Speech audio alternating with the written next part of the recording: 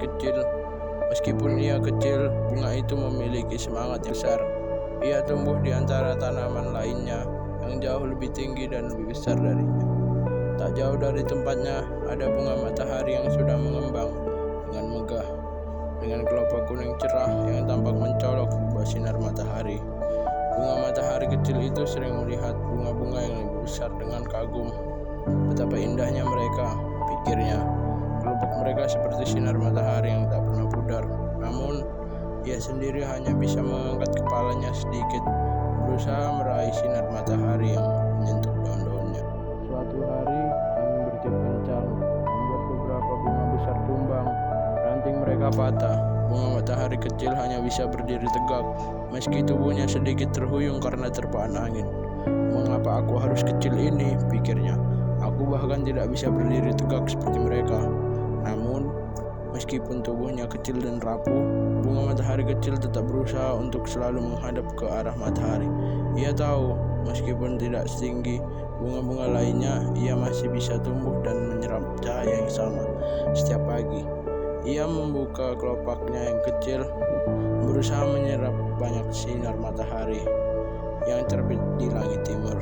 Suatu hari, hujan turun begitu deras, mengguyur ladang tempat bunga-bunga itu tumbuh. Bunga matahari besar yang biasanya tegak kini terkulai lemas karena beratnya air yang menempel pada kelopak mereka.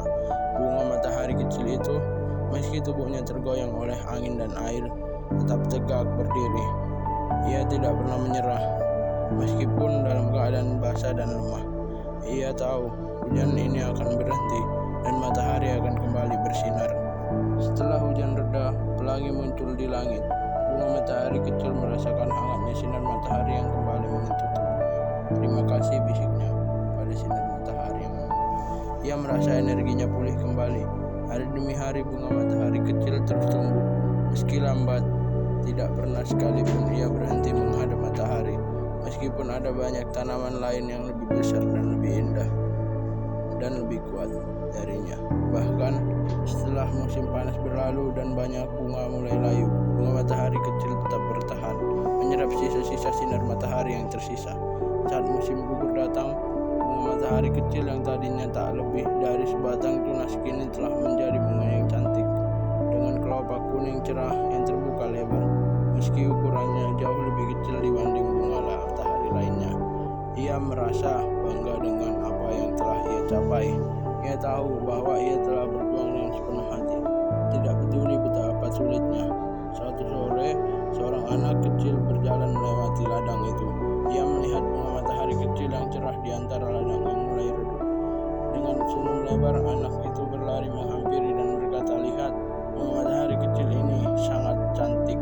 Bunga matahari kecil merasa bahagia mendengar kata-kata itu. Ia tahu, meskipun kecil dan sederhana, ia memiliki keindahan yang tidak bisa dilihat hanya dengan mata.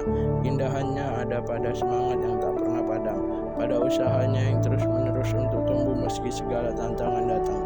Dengan hati yang penuh syukur, bunga matahari kecil terus menyerap sinar matahari yang lembut.